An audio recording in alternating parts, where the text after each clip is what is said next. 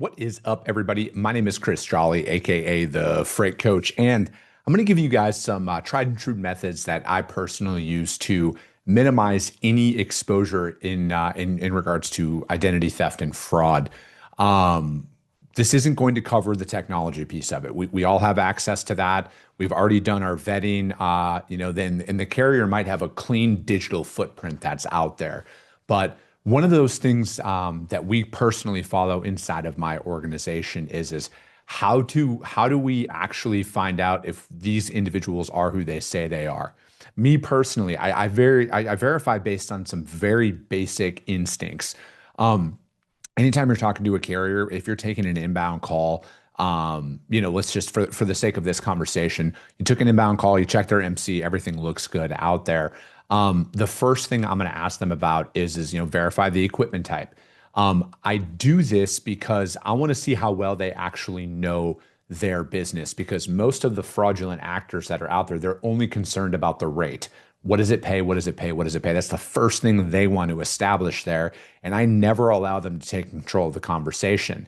I do this because every legitimate carrier that I work with knows the intricacies of their operation. So if my load requires a flatbed, I'm going to ask them, hey, does your driver have a flatbed? And they're going to say yes. I'm going to say, what size flatbed is it? And then I'm going to make them say it. I'm not going to give them any options. I'm going to ask them, what size flatbed is it? Because it could be a 48 or it could be a 53.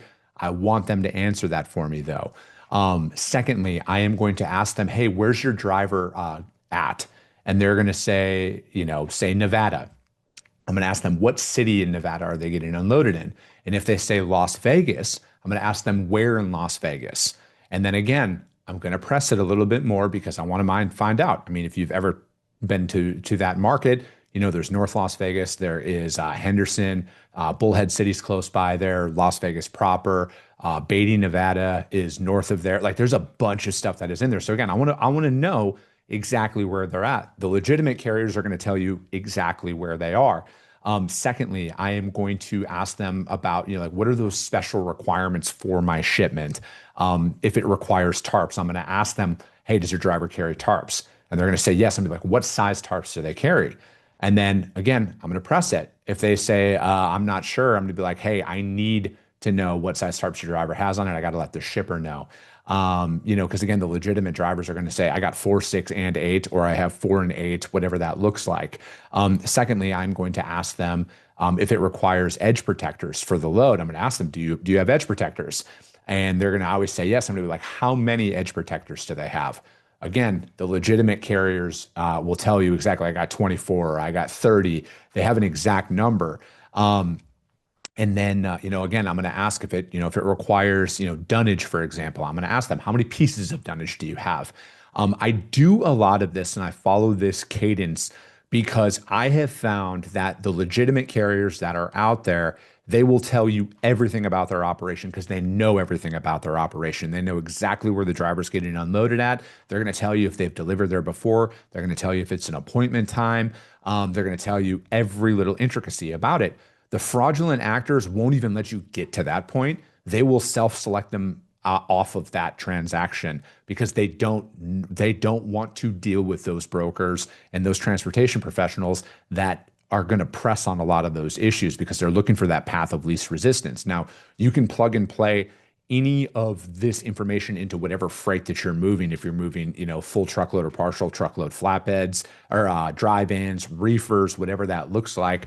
Plug and play your specific terminology that's out there. If your load requires load locks, ask them how many load locks that they have. If your load requires, PPE, for example, ask them about their PPE. Press those little issues in regards to this transaction, not have it talk about money. Obviously, money is a component and a very important factor in this. But again, to get to that point, they should be able to answer all of those questions. So again, plug and play any of the direct terminology in regards to your shipment, your specific customers that are out there. You will deter a lot of the fraudulent and bad actors that are out there because they're not going to want that. They want that path of least resistance.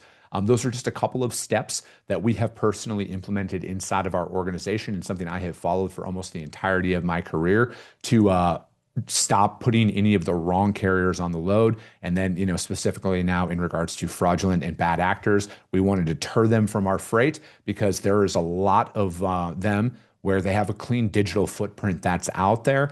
But again, you don't want to book the carriers who don't know their operation on your customer's freight. Take care, and we'll talk to you soon.